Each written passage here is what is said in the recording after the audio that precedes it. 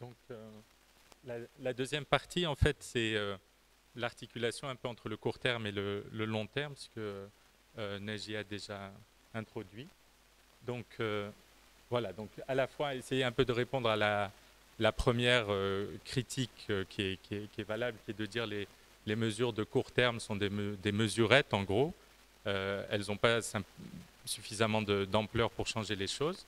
Et puis, donc, l'attente pour des mesures de fond un peu plus profondes qui auront un impact sur le long terme.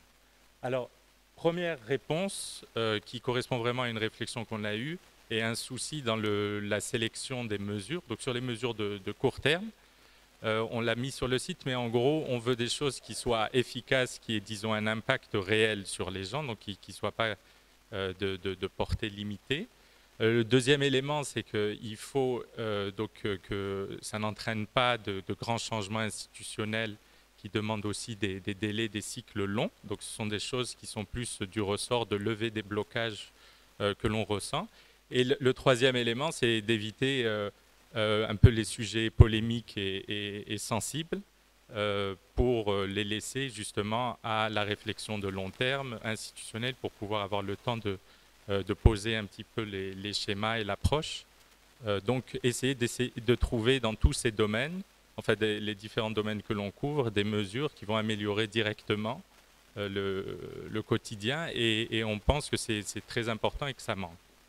Donc ça c'est la première chose sur les mesures de court terme. On essaie aussi donc de répondre à cette interrogation qui est importante sur les chantiers de plus long terme avec des visions de stratégie sectorielle. Donc on promet de le faire après le 5 juillet, développer ça sur une année jusqu'au 5 juillet 2012. Et on aimerait donc dans l'initiative NEBNI 2020 donc se fixer l'horizon de la mise en œuvre de mesures de long terme pour changer un peu les choses en 2020. Se fixer en fait donc des chantiers dans quelques domaines. Donc bon, à partir du 5 septembre, on va travailler, 5 septembre de cette année, on va travailler sur ce NEBNI 2020 et on a donc les thèmes un peu à vous présenter.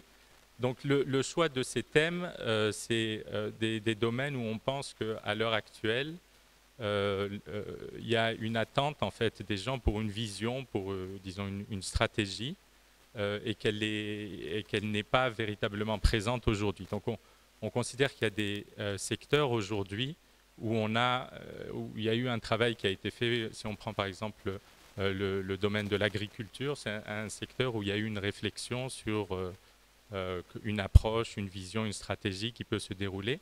Par contre, dans le domaine économique, il y a énormément de changements, donc on aimerait contribuer aussi au débat. Donc tout ce qui est économie, très tourné vers la création d'emplois, qui est quand même la question majeure de la décennie, voire des décennies à venir. C'est tout ce problème de l'arrivée massive sur le marché du travail des générations qui aujourd'hui sont encore à l'université ou qui sont présentes, qui ont les problèmes de chômage et comment donc créer des emplois, donc faire repartir la machine économique.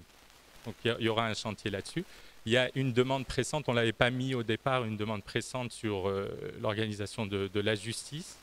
Donc on va essayer aussi de travailler là-dessus. L'éducation aussi. Alors la justice et l'éducation, c'est un peu paradoxal puisqu'il y a déjà eu des commissions de réforme, mais ce sont deux secteurs en fait où la stratégie et la vision ne sont pas claires ou en tout cas bien perçues. On pense que une initiative citoyenne comme la nôtre, en faisant participer les gens, peut faire remonter des attentes, des besoins et une certaine expertise. Donc la protection sociale, cruciale, encore une fois, on l'a annoncé au début, on ne veut pas faire que des mesures économiques, donc on essaye d'avoir toujours un équilibre quand on présente dans nos 10 mesures entre l'économie et le social, et c'est quelque chose auquel on croit très profondément. C'est-à-dire que non seulement enfin, ça coule de sens que on ne peut pas avoir un développement économique qui ne se préoccupe pas du social, mais dans le cas de l'Algérie, à travers sa tradition, à travers ce que les citoyens dans leur grande majorité ressentent et ce qu'ils vivent au niveau de leur famille, etc., il faut avoir à la fois cette préoccupation de l'économie et puis bien sûr le social, la protection sociale, les gens les plus les plus vulnérables, que peut faire un État, que peut faire la société à leur égard. Après, il y a la problématique de la santé, donc, où l'Algérie a été en avance à une époque et qui s'est énormément dégradée, et où, encore une fois, il y a beaucoup d'attentes des citoyens, beaucoup de besoins de réflexion, très clairement, sur le long terme, parce que ça ne se met pas en place en un jour. Il y a la question de ville et urbanisme, donc on va traiter du logement, du foncier, sur des mesures de court terme, mais il y a toute la réflexion sur l'urbanisme, l'aménagement du territoire, la construction des villes qui posent un double problème, je dirais, de répondre à un besoin très important chez tout le monde d'être logé, de pouvoir mener sa vie dans des conditions normales, mais aussi répondre à ce malaise qu'on ressent tous sur l'absence un peu de régulation, et donc une réflexion aussi là-dessus qui a été demandée par énormément de gens. Donc la question de la décentralisation, de la déconcentration, la proximité des services publics et de l'État, à la fois des centres de réflexion, des centres de décision des citoyens, le bon endroit où prendre les décisions.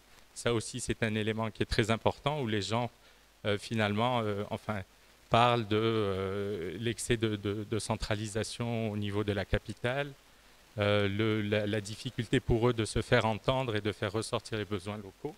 Et enfin, un domaine très, très délicat, mais où tout le monde, normalement, devrait avoir un avis et participer, qui est celui de la culture. Parce qu'à la fin, là encore, ça coule de sens, mais on a un peu perdu de vue. Même quand on a réglé les problèmes économiques, on a réglé à la limite les besoins immédiats de protection, etc. Après, l'être humain a besoin aussi de s'interroger sur ces questions-là, la culture et la politique culturelle et la direction qu'on peut prendre dans ce domaine-là. Voilà donc pour l'articulation entre le court terme et le long terme.